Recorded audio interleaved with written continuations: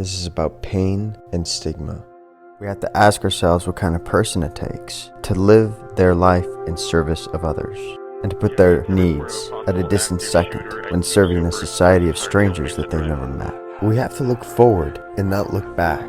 We can't continue to ignore what we're seeing with police officer suicide. Police officers deserve to live a healthy, happy life. They have the right to be supported. We have to wonder what kind of environment we've created for them. To see someone with a warrior mindset lose their way so much that suicide becomes an option. Shooting, we have shots fired at officers. Suspect is a white male, 5'10", black vest. The number of officers around the country taking their own lives is staggering. There's only one reason why the suicide rate is so high, and has been for the last 4 years. One reason why they're not getting help, and that's stigma. Here's where the rubber meets the road. As if somebody knows who did this. It's a profession that never gave permission to an officer to experience the normal reactions that they feel to abnormal events that they see on a daily basis, and we have to change it. Untreated trauma bleeds into your retirement, and it leads to suicide. And I'm going to be very candid. This is uncharacteristic as a police department, but this is where we are. This is where... Showing New York City police being doused with water are sparking outrage. The footage was taken in Brooklyn over the weekend. Over time, the job can create a heaviness, feeling of hopelessness and helplessness, compassion fatigue. I'm asking you, and I'm asking you very candidly, do what's right. That's all I ask. This is tough. This is a tough more good going on in the city of Indianapolis than there is evil, and then there is bad.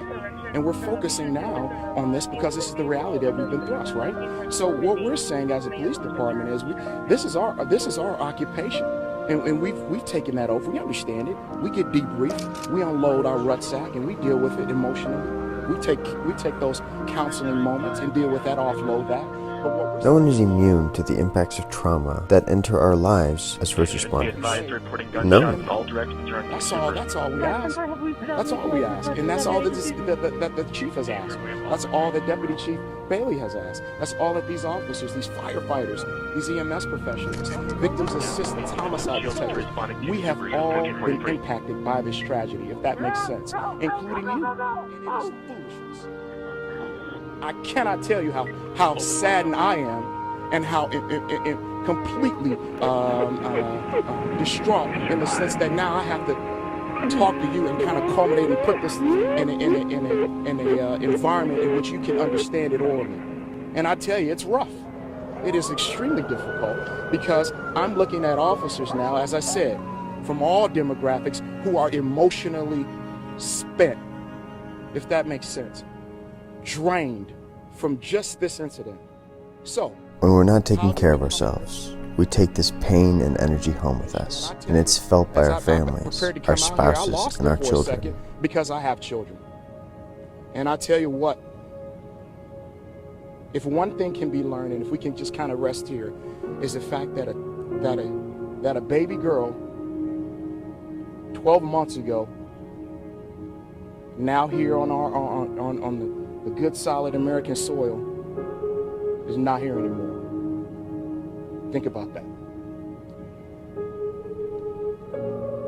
Think about that one. That's rough. It's rough. So sometimes we judge each other based on the amount of critical incidents we've been involved in. Sometimes we are our own worst enemies, and we have to acknowledge that. There will always be some who believe that seeking help is a sign of weakness. I'd argue it's strength.